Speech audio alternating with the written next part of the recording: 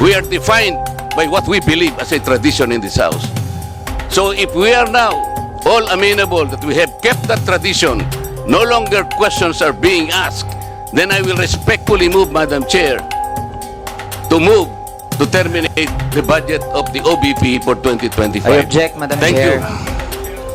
I object.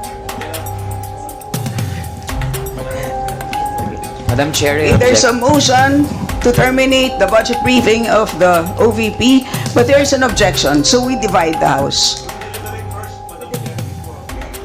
The chair has decided to divide.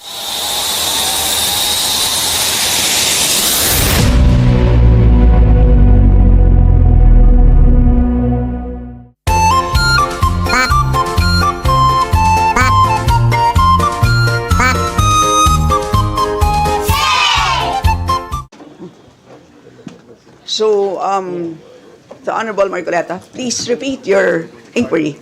Yes, in connection to the earlier parliamentary inquiry, Madam Chair, I have already related the value of tradition. Parliamentary procedures, Madam Chair, grow from or are enriched by traditions, experiences, and precedents collectively gathered by the House of Representatives over years, and the institution keeps them well. That is why, from my entry in 2004 or the 13th Congress until today, I have observed the observance of that well-kept tradition. The two highest positions in government, namely the office of the President and the office of the Vice President, were duly accorded with respect and deference. I have observed that. That's why I have relayed to you earlier, in 2022, the Honorable Libanan, invoking courtesy, took him only 13 minutes to dispose the office of the Vice President. And that was quickly moved, quickly seconded by no less than our majority leader. That was in 2022. I'm not going by record, Madam Chair. 2023, I said, no less than the presidential son, our own senior deputy majority leader, stood up and said that in line with the time-honored tradition of according courtesy to the office of the Vice President, I move to terminate the budget briefing of the OBP. And I can recall the Honorable Castro strongly objected. No, Manuel. No, that's in 2023. This is by the record. And she objected, but her objections were rejected by the committee because the committee already terminated the proceedings. And she kept on requesting, Madam Chair, that she makes at least her manifestation. And she was unable to do that because the proceedings were terminated. So that, what I am saying, from 2004, when I entered these halls, these hallowed halls, hanggang punto sa sinasabi kong 2023, we have kept the tradition. Ngayon po, kung ano-ano ng mga tanong ang ginawa,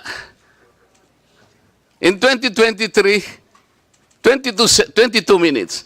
2022, 13 minutes. Ito po, pinagawayan na po yung budget earlier at ngayon we're about to quarrel again on the budget. Ang tanong ko nga po ngayon, dahil nga po sa nangyayari ngayon sa budget ng Office of the Vice President, and despite her manifestation that she will no longer defend her budget because she forgoed,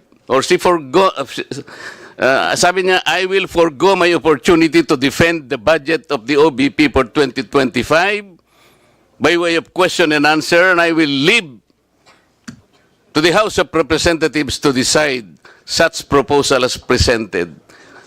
We cannot even accept such kind of answer, Madam Chair. What do we need her to articulate for? So ang pinag-uusapan po natin, wala na po ba yung respeto sa tradisyon na yun? Kagaya po ng binabanggit ko, Every time mag-interpolate po dito, Madam Chair, because of that tradition, it's always the member of the minority who will start the interpellation because we have kept that tradition. Ang dami po. Ang dami ko pang sasabihin sa inyo, haba lang tayo. So the question is, when we did that to the Vice President earlier, now we're doing it now, are we now setting aside this tradition? That's number one question. Number two, is this committee authorized to set aside the tradition? Your Honor, short answer is no to both questions. Okay.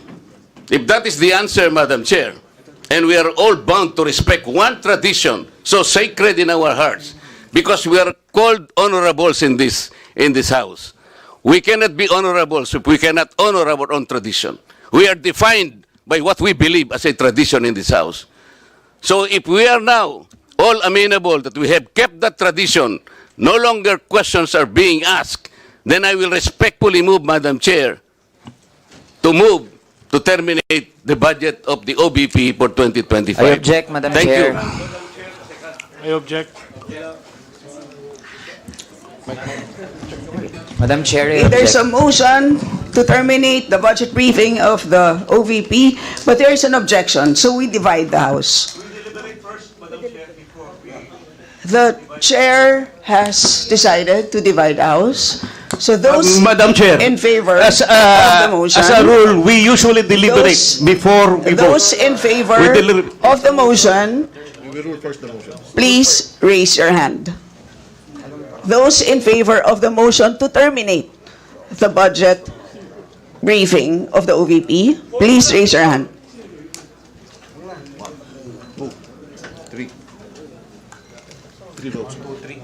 All those against. Those who are not in favor of terminating, raise your hand. For non-tradition.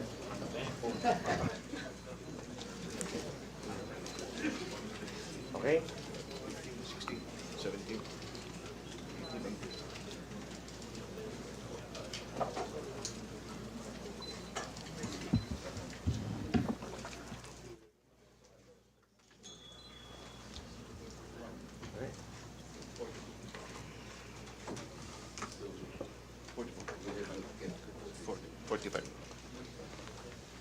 3 in favor, 45 against. 3 in favor, 45 against.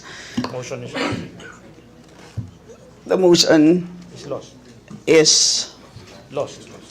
lost. Madam Chair, I thought we have kept the tradition. The tradition is no longer ask any question. That was the tradition. So why are you voting against the motion? Next. The majority of the It- will it's- is it's- always respect. It's The will of the inconsistent majority with is the always tradition that respected. we have already agreed to observe. So we will Yes, Madam proceed Chair. to the next. You mentioned earlier that we will keep up the tradition. You said no. Earlier, For no, orderly we voted proceedings, I against. remind the members to please wait to be recognized before speaking. So, the chair now recognizes the Madam budget Chair. sponsor, the Honorable Zia Adyong, to give a recap of what transpired in the last hearing. Madam Chair, Thank you, Madam Chair.